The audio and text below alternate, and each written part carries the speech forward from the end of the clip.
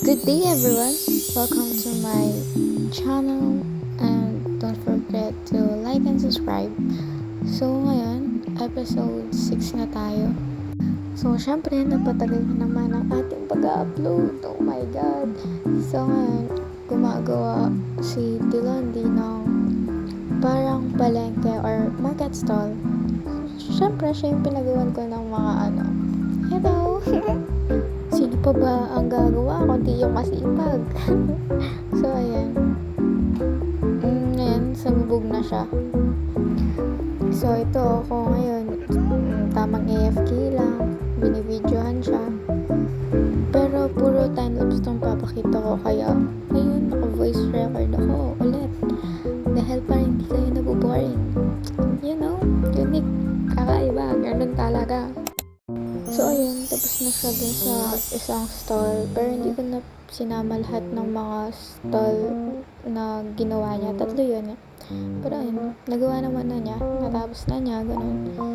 Tapos ngayon, magmamine na lang kami ng iron. Kasi need namin. Yun, naubusan kami ng iron. Kahit nagmamine na kami ng mga diamonds, ganyan. Siyempre, wag natin kalimutan na may iron pa rin and magagamit pa rin natin yun.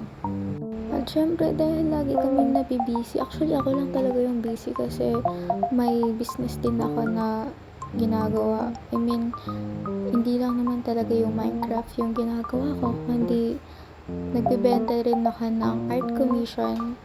Baka interesado kayo, ayun, lagay ko na lang sa comment section yung FB ko, yung dalawang FB ko, yung main at saka yung art na ginagamit kong art account. Ayan, ganun. Tapos ito ngayon, inaayos ko yung pathway ng base namin kasi, ayun, napapansin nyo medyo magulo pa siya, kaya inaayos ko. At saka natatapos na niya yung mga stalls, ayan, mapapansin nyo sa video. Kasi naayos ko na lang yung pathway, tapos siya, naayos na yung street lights. Siya yung gumagawa nun. Then ako dito. Tapos, ayun, pinapatag ko lang. Actually, hindi ko pinapatag yung lupa. Kumbaga, inaayos ko siya. Ayun, parang may pabundok-bundok po nun para naman hindi plain at saka hindi siya pangit tingnan. Kasi, feel ko pangit tingnan kapag as in flat yung base nyo, ganun. Kasi nagpapakuha ako ng dirt kasi kailangan nga natin para maayos yung lupa. Tapos balak nga namin na marami kaming plano talaga sa base namin eh. Kaya sana bago mag-NC so magawa talaga namin, maplano talaga namin, as in napakita namin sa inyo yung balak namin dito sa base namin. Kasi ang ganda talaga ng naiisip namin. Kaya sana sipagin lagi mag-video, ganun. Diba? Ayan, tas ayusin natin itong lupa na to.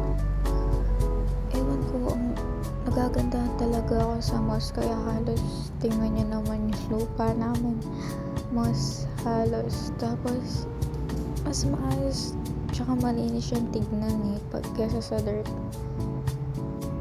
Maliwanag siyang tignan, kaya ayun, yun yung ginagamit ko. Ayan, linagay ko na yung mga barrel kung saan gagawa si Dilondi ng street lights. Then tayo back to ayos ng pathway, ganun.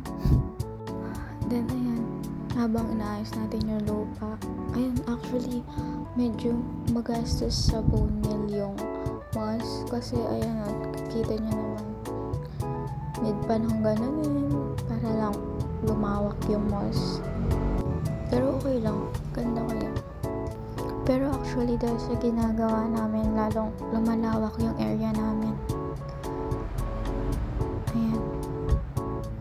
Pero balak ko rin tanggalin yung yung mga puno doon. Then itong recording naman nito ay kay Dilondi. Siya kasi yung gumagawa ng street lights, kaya ayun, sabi ko, record niya. Ayan, ganyan. Pare-pareho lang naman yung mga ginagawa niya, kaya madali na lang. Tapos yun, dito ayusin lang natin yung lupa.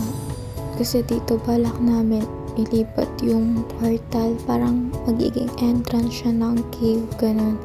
Pero yung cave na yun, parang dun namin ilalagay yung mining area, yung bagong mining area namin. Tapos ayan, sirain lang natin tong portal para malagay natin dun.